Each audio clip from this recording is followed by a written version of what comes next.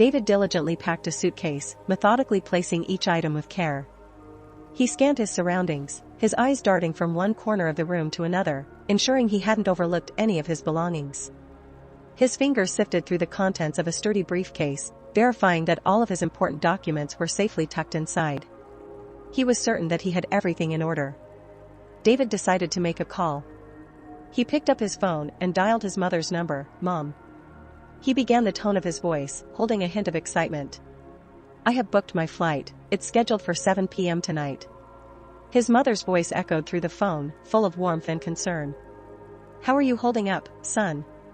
she inquired, "and everything's falling into place perfectly." He responded, sounding more surprised than he had intended. "Sincerely, I didn't anticipate things turning out this well." "That's fantastic news," his mother replied, her voice brightening with pride. "You now have the skills to manage any of our family restaurants." Although her voice faltered a little, "I still can't grasp why you were so bothered by that birthmark." David's laughter filled the silence that followed. "Well, Mom." He began, a playful grin tugging at the corner of his lips. "I know, to you, I'm the most handsome man, birthmark or no birthmark." His mother chuckled, a warm, pleasant sound. All right, I'll drop it," she relented. "I'll always respect your choices. Just know that we're all eagerly waiting for your arrival here." David's heart swelled at her words. "I'm just as excited to see all of you, Mom. I miss your home-cooked meals." His voice held a tinge of nostalgia, bringing forth memories of familiar flavors and warmth. After ending the call, David set the phone down, a nostalgic smile gracing his face. It had been a full year since he last set foot in his beloved hometown. A yearning for home had nestled itself deep in his heart, growing stronger with each passing day. Truth be told, leaving home was the last thing he desired, yet he knew the family business needed him. He understood that expanding and strengthening their restaurant empire required his personal involvement and dedication. David knew that without infusing new life into their venerable family restaurant, the rapidly evolving trends in the industry, coupled with advanced technologies and innovative marketing strategies, could easily engulf it. He understood that stagnation was a luxury they could not afford, not when the world of culinary businesses was racing forward at such a breakneck pace. While David's concerns might have been somewhat overstated, their family-owned restaurants were, after all, quite profitable. Beyond merely maintaining the status quo, David craved something unique, something distinctive. He aspired to create something within their restaurant business that was unparalleled, something truly one of a kind that nobody else could lay claim to. If you want to hear more, then please subscribe and like the video. Thank you. A year prior, the family council reached the consensus that David would venture abroad to deepen his understanding of the restaurant business, but his journey overseas was not solely driven by business aspirations, it was also fueled by a deeply personal motive. The urgent need to address his noticeable birthmark, which had been gradually creeping down from his forehead, dangerously close to his eye, added an unexpected dimension to his forthcoming journey. The birthmark had just begun to encroach upon his upper eyelid, yet its presence had a profound impact on David's self-esteem. Despite its relatively innocuous nature, he found himself feeling increasingly self-conscious about it. His father bore an identical birthmark, though it was slightly smaller and less conspicuous. Over time, family members and friends had grown accustomed to barely registering its existence. It had become just another feature, unremarkable, and rarely a subject of conversation. David might have grown accustomed to his birthmark over time, as his father did, yet he was impatient. He yearned to blend in, to look normal as per societal standards. He wished to be free of his distinctive mark, to present a face untouched by nature's unusual paintbrush. Everything was planned with the surgeon. And on the day when David was supposed to undergo surgery removing his birthmark, the doctor suddenly announced that he had a feeling David should keep it. "I don't know, David. I just have a weird feeling that we shouldn't touch it." Stepping off the airport shuttle, David finally arrived at his terrace family home, even though only a year had passed since he last left. He felt an overwhelming sense of nostalgia, and his heart brimmed with longing as he strolled through the familiar corridors of his childhood home. Every corner of the house was laden with memories, and every object stirred up echoes of his past. Later, they gathered in the warm comfort of their living room, nestled amongst familiar furniture and family photographs. David began to share his experiences from his time and career, filled with new learning adventures and personal growth. Each anecdote he shared was a testament to the multitude of lessons he had gleaned from his overseas journey. David's father, Ben, was impressed by the insights. He knew David had done a good job and not just wasted his time partying or doing something else. During the family discussion, veered towards David's impending role in family business. A question hung in the air: where do you want to start? Which restaurant would you like to manage? David responded with a smile, taking a brief pause to compose his thoughts.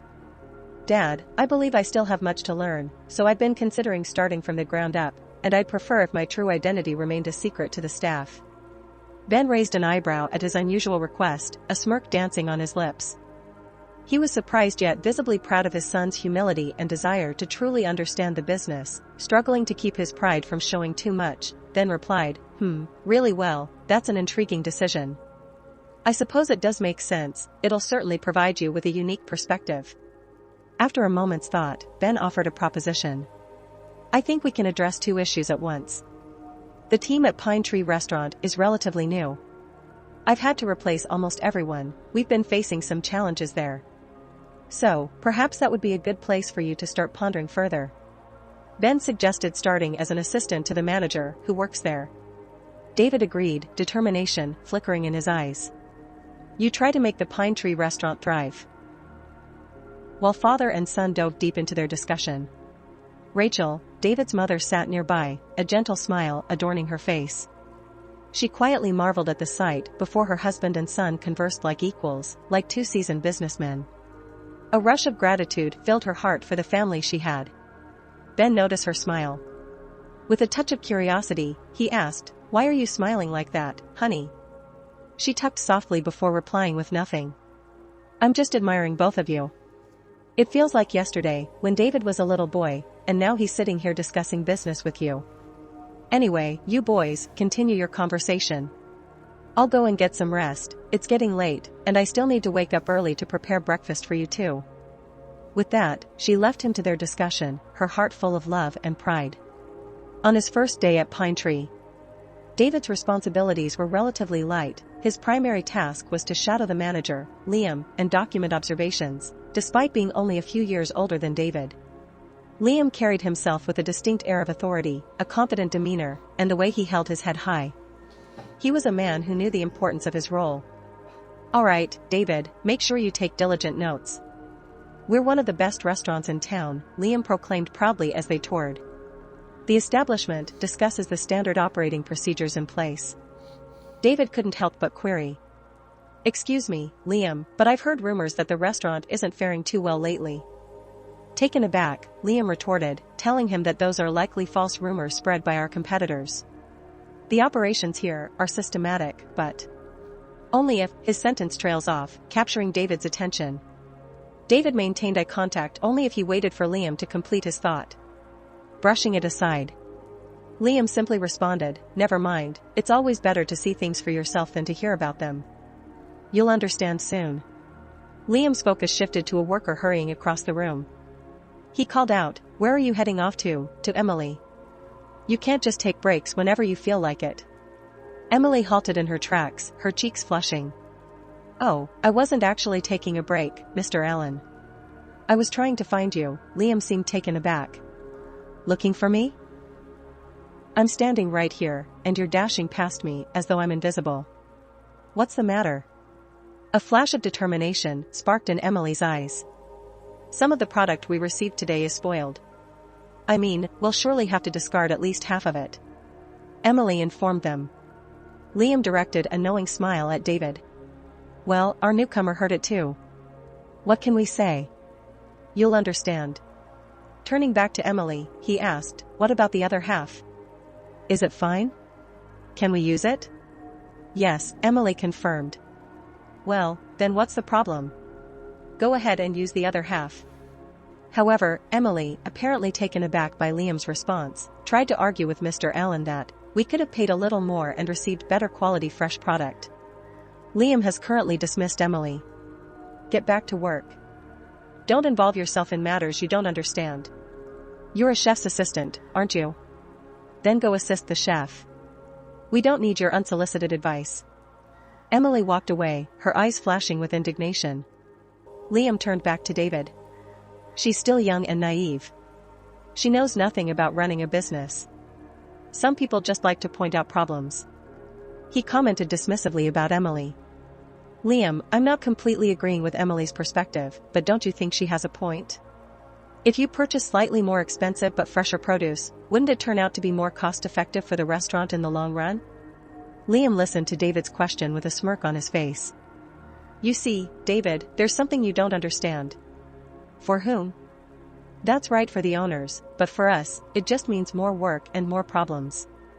Do we get the same salary if we work harder? Yes. Do we get the same salary if we work less? You guessed it.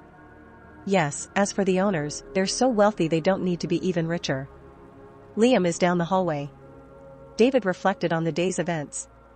He considered how his father had confidently claimed to have replaced the restaurant staff with better, more efficient workers, yet based on what he had observed today, it seemed that this new personnel, specifically the manager, might actually be far worse than their predecessors.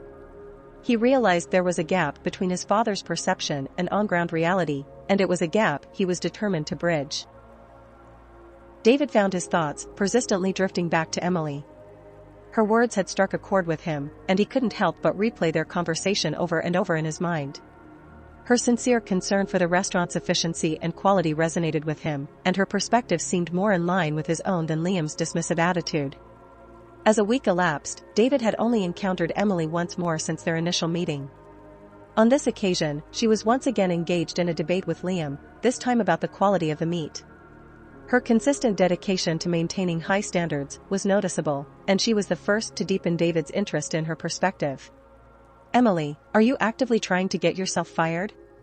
Can't you just do your job and keep quiet? Liam's voice boomed through the kitchen. His patience had worn thin due to Emily's frequent criticisms about the restaurant's operations, unfazed by Liam's outburst. Emily shot back. Go ahead and fire me, sir. I'll take my concerns directly to the owners. Liam was visibly taken aback by Emily's bulky response. Recovering his composure, he responded with a taunting sneer. That's so well, Mrs. Braveheart. Make sure you tread carefully on your way back from the boss's office. David knew he had to step in despite the potential risk of revealing his true identity. He couldn't stand by silently in the face of Liam's overt threat. His sense of justice and concern for Emily's well-being compelled him to take action. I don't believe it's appropriate for you to speak to her in that manner. David interjected firmly, his voice carrying a calm authority. Liam pivoted to face David, his eyes burning with unmasked fury. However, recognizing the shifting balance of power, he decided to retreat silently, exiting the room without another word.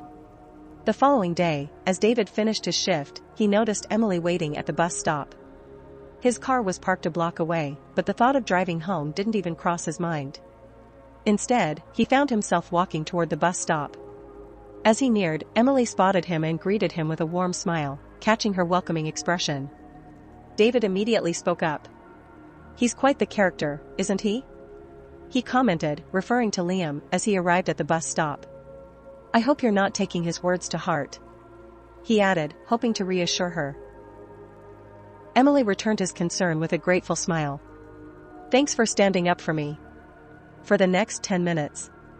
As they waited for the bus, they engaged in a light conversation about work, with David asking Emily general questions about her role. When the bus finally arrived, Emily stepped aboard, assuming that David was waiting for a different bus. Emily asked. Surprise. Yeah, this is my bus. I get off on the east side. David responded, despite having no real idea where the bus was headed. Emily chuckled. Well, you should have done your homework. This bus doesn't go to the east side. Their short laughter filled the bus in the spirit of adventure. They agreed to disembark at the next stop and continued their journey on foot. That day was the catalyst for a blooming friendship between David and Emily. Together, they found an undeniable connection, always having a topic to engage in lively discussions about. They discovered a multitude of shared interests, which made it seem as if they would never exhaust their reservoir of conversation topics. Their bond grew steadily, forged by countless shared experiences in mutual respect for one another's perspectives. During one of their routine walks home after work, Emily decided to open up to David about the real reasons behind Liam's apparent design for her. This shared moment of vulnerability was his testament to the trust and comfort they had built within their friendship. We certainly have very different perspectives on many things. Emily began to wave her voice slightly when Liam first became the manager. He decided he was a big shot and everyone should cower in fear of him. To make matters worse, he started to act as if all the girls in the restaurant were his possessions, so I did what anyone would do in my position. At this point, Emily noticed David watching her with rapt attention, encouraging her to continue. I hit him with a wine bottle once, she blurted it out. David's ties widened in surprise. What led to that? Well, he grabbed my arm and said something particularly unsavory. She explained. David mulled over Emily's words for a moment, struggling to find the right response. When nothing more appropriate came to mind, he offered his candid thoughts. You know what, Emily, I'm not surprised you said that people like him deserve a wake-up call, whether that's a wine bottle to the head or a serious reality check. One day, they found themselves sitting on the restaurant's patio. Emily excused herself, standing up and making her way somewhere else. David, could you please stay put? I'll be right back. I'm just expecting someone, Emily requested before disappearing from sight. David was left with an unanswered question but decided to patiently wait for Emily. A moment later, he didn't need to wander anymore. A young boy appeared from around the corner. He was looking around wearily. His attire was far from fashionable, in fact, it could hardly be described as suitable. He halted in front of David, looking up at him with hopeful eyes. Hello, mister, do you have any leftovers for today? The boy asked, and the voice was far too mature for his age. Emily also came around the corner, she looked worried as well. She was holding a plate of food with the boy busily devouring his meal, facing away from them. Emily caught David's puzzled gaze. Sensing his curiosity, she softly began to narrate the child's story, careful to keep her voice low so as not to draw his attention. As Emily explained, it appeared that the young boy had been visiting the restaurant regularly for a while, but his visits had been ceased for a few months following a complaint lodged by a customer to the management. As Emily elaborated, she recounted a day when Charlie had been sitting on the restaurant's doorstep. As a man in a white suit emerged, Charlie proudly stood up and extended a plastic cup towards him. The man reacted by looking at Charlie with evident revulsion, letting out a sharp scream. Stay back, you little imp, you're going to dirty my suit. The man snarled at Charlie. Charlie swiftly apologized, yet continued to gaze at the man with a faint smile on his face. I'm sorry, sir. He quietly asked, could you possibly buy some food for me? The man, however, blatantly ignored Charlie's plea and hastily retreated back into the restaurant. He was seething with indignation over the absence of security guards or a dedicated person responsible for keeping the homeless and beggars away from such an upscale dining establishment. He summoned the manager and demanded, with a braised voice upon hearing the commotion. Liam hurried over to the agitated customer. His sole aim was to placate the man and maintain the reputation of the restaurant. You won't see the little beggar again, sir. You have my word. He assured him with a hint of urgency in his voice as the man in the suit made his way out. Liam turned his attention towards Charlie, sizing him up.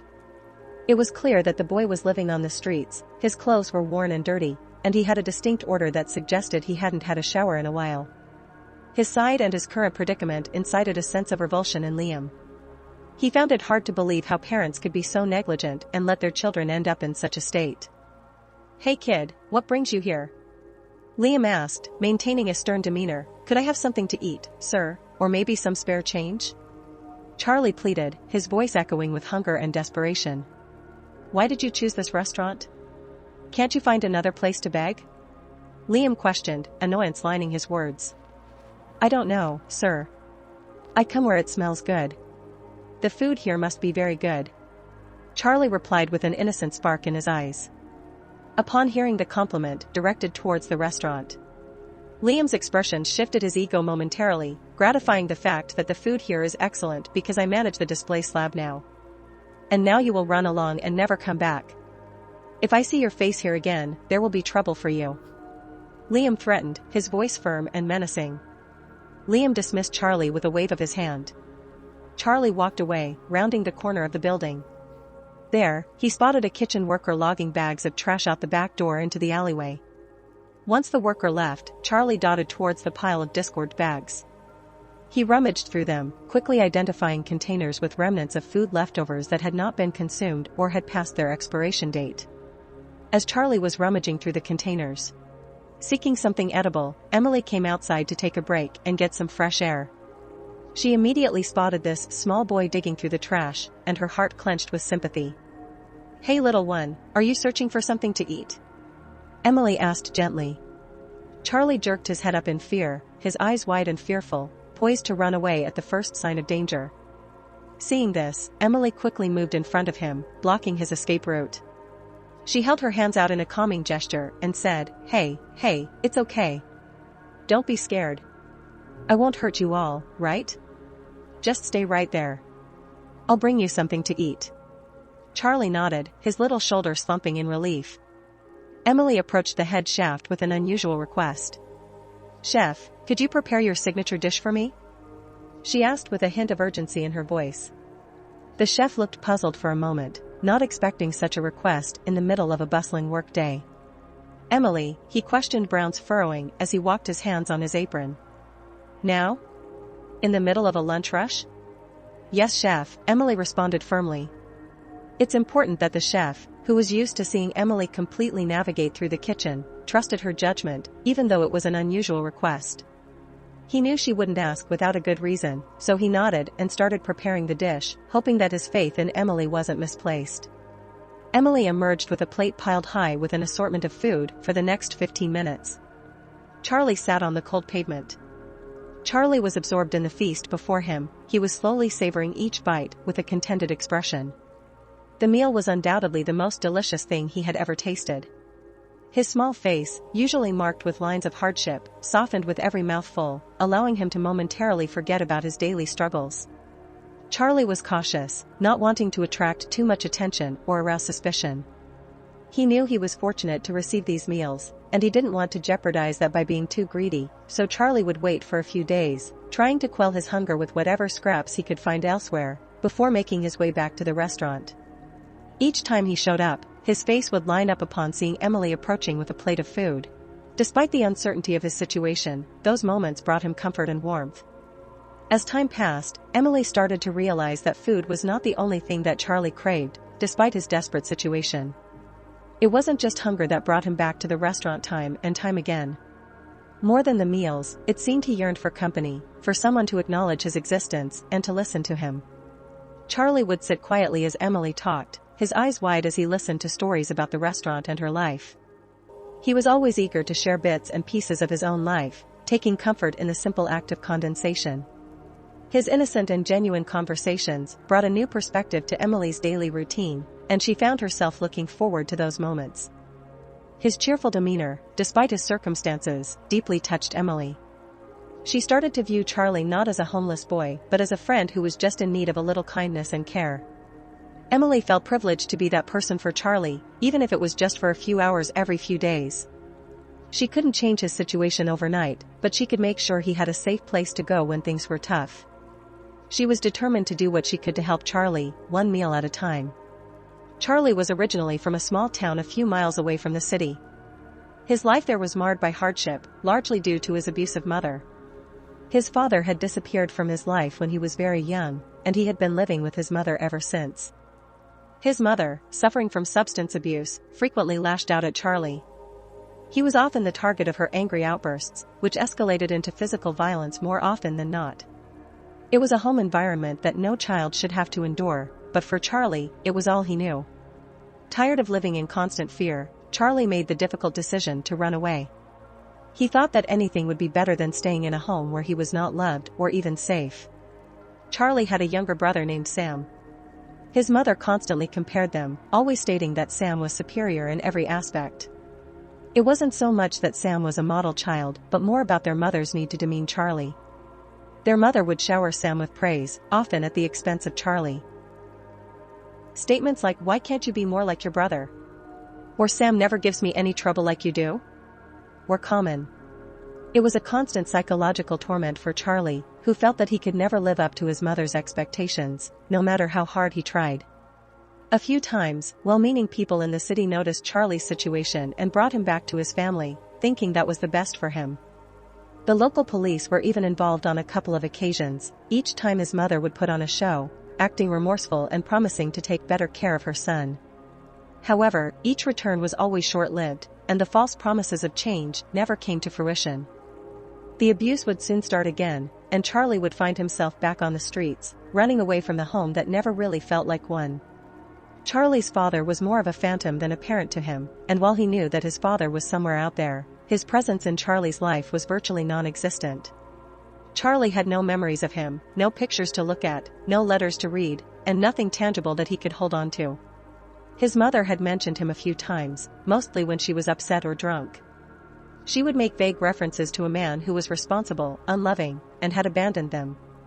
The description was always filled with bitterness and anger, which didn't exactly paint a positive image of his father in Charlie's mind. All he had were a few scattered details that he managed to piece together over the years. His father was tall like him, he had dark hair and blue eyes just like Charlie, and he had left them when Charlie was just a toddler. Beyond that, Charlie knew nothing else about his father. One day, Charlie took his usual spot in the restaurant's back alley, eagerly waiting for Emily to come out with his food. Instead of Emily, another man emerged from the back door. He was one of the waiters who had seen Emily interact with Charlie a couple of times. "Emily is unwell today, she might not be in for a while," he explained with an apologetic expression. He then handed over a plate of food that he had prepared following Emily's usual instructions. Charlie, although disappointed, accepted the food graciously and left. He returned the following day, hopeful to see Emily, but again, it was the same waiter who came out with his meal. The next few days played out the same way. Charlie arrived, the waiter brought out food for him, and Emily was nowhere to be seen. While the meals were still as delicious as ever, Charlie missed Emily's warm presence and her comforting words. The only individual who remained oblivious to the fact that Charlie was still making appearances was the authoritative figure, the manager named Liam. By sheer coincidence, it just so happened that he chose that moment to step outside for a smoke break upon spotting a plate of food positioned on the chair with Charlie loitering nearby. His fury erupted like a volcano. "What on earth is transpiring here?" Liam directed his rage at the unwitting waiter at first. The startled waiter caught himself in the moment and stammered that Charlie was an acquaintance of Emily's. "I recognize you young men, what I instructed you previously. And you've decided to disregard that. Have you?" "Liam, please just take it easy. The boy is merely a kid." Ryan attempted to soothe him.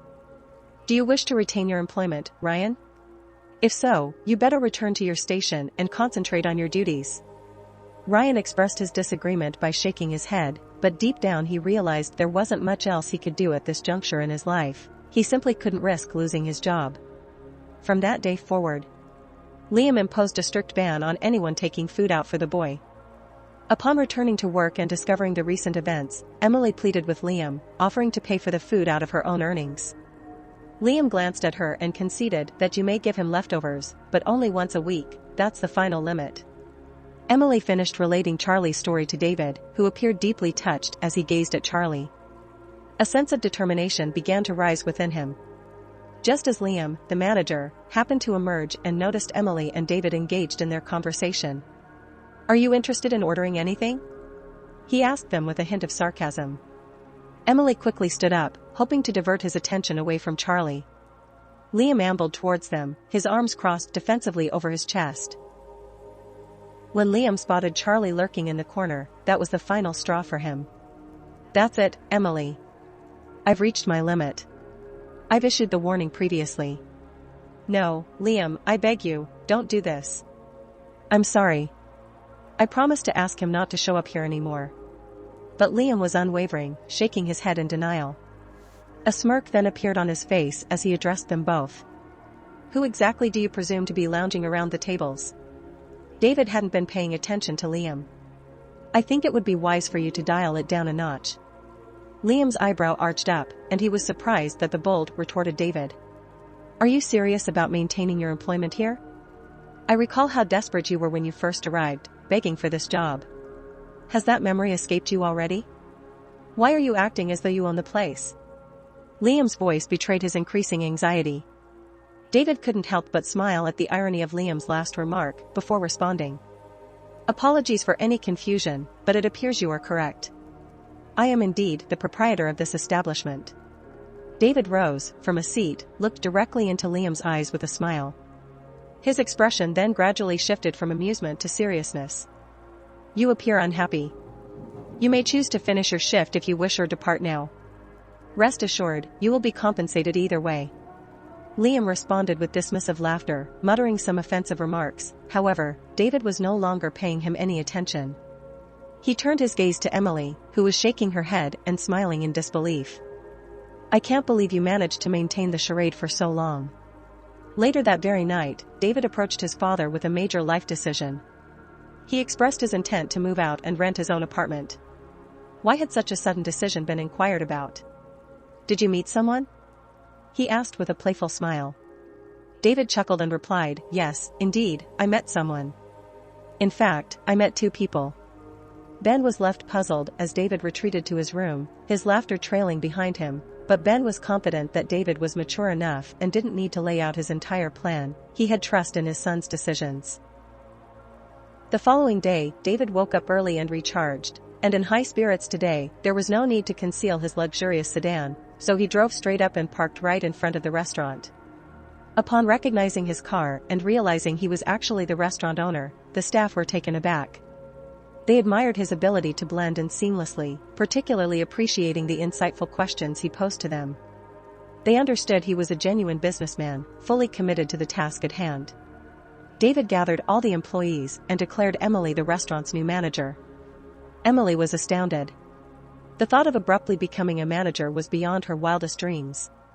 She had no grasp of the job and its responsibilities. It took some persuasion from David for Emily to accept the proposal. He assured her that he would guide her through every necessary aspect of the role. Charlie ceased while visiting the restaurant, for he no longer needed to. He now resided in a comfortable apartment. Emily and David paid a visit to Charlie's mother. They engaged in a lengthy conversation about Charlie's situation. They empathized with her circumstances and expressed their readiness to support her through her rehabilitation process. In the interim, they proposed to take care of her sons during her time in rehab. Initially, she was skeptical, suspecting they were either fraudsters or social workers aiming to seize her children, but David embraced Charlie's mother, assuring her repeatedly that everything would eventually be all right. She just needed to place her trust in them. David understood the influence of a nurturing environment in education. He didn't want Charlie and his brother to be left to fend for themselves on the streets as they matured. When David took Charlie and Sam to the barber shop for their haircut, the barber informed him that the boys had head lice and the most effective remedy was to shave their heads clean. Upon shaving Charlie's head, a birthmark was revealed. It mirrored the exact shape that David had on his forehead. A smile spread across David's face. Charlie and his younger brother returned to school. David took on the daily routine of driving them to and from school. This routine would prove beneficial, as he was set to become a father himself in 3 months. 3 months later, a grand celebration was held at the Pine Tree restaurant to mark the birth of David Jr. The entire staff joined the festivities. Charlie, Sam and their mother, Nancy, who had successfully completed rehab and been clean for the past 4 months, were running a bit late to the joyous occasion. As everyone settled into their seats, Nancy walked in with her sons Charlie and Sam, their arms loaded with a massive cluster of balloons. Emily and David's eyes widened in surprise as they noticed the slogans on the t-shirts that the trio supported. Charlie's and Sam's shirt declared, "Proud new uncle, it's a boy." Nancy's shirt drew a round of laughter from the crowd. It read, "Go ahead and get into trouble, Auntie's here." The atmosphere was filled with warm embraces and laughter, turning the occasion into a joyful dinner. Gathering and standing in one corner, David observed everyone dancing, a smile gracing his face. The only other person not dancing was his father. Ben approached David, meeting his eyes with a sharp, knowing look. "David, you never cease to amaze me." He smiled, shaking David's hand. "I'm proud of the man you've become and the company you keep." Just then, Liam emerged from the kitchen holding a tray filled with glasses. He cast a worried glance towards David, who responded with a reassuring nod. This seemed to put Liam somewhat at ease. David caught the gaze of his wife, Emily, who looked at him with a mixture of surprise and a warm smile. Ben also gave David a questioning look. "I don't know, Dad. I thought I'd give him a second chance. I'm planning to transfer him to another restaurant soon, and I believe he's learned a valuable lesson." David explained that. Ben eventually retired, and David assumed control of the family restaurant business. He spent his retirement years in peace, knowing his son possessed a fairly emotionally balanced personality. David treated his staff equitably and was always ready to lend a hand to those in need. His work is admired and loved, and they reciprocate with unwavering loyalty and readiness to go the extra mile in recognition of his benevolent nature. A year later, when the country was under lockdown, restaurants suffered massive losses.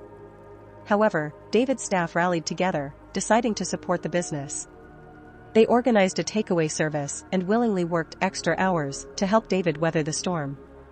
Surprisingly, the brain behind this initiative was none other than Liam, who by then had transformed into a dedicated member of the team. Do good for others, and it'll come back to you in unexpected ways.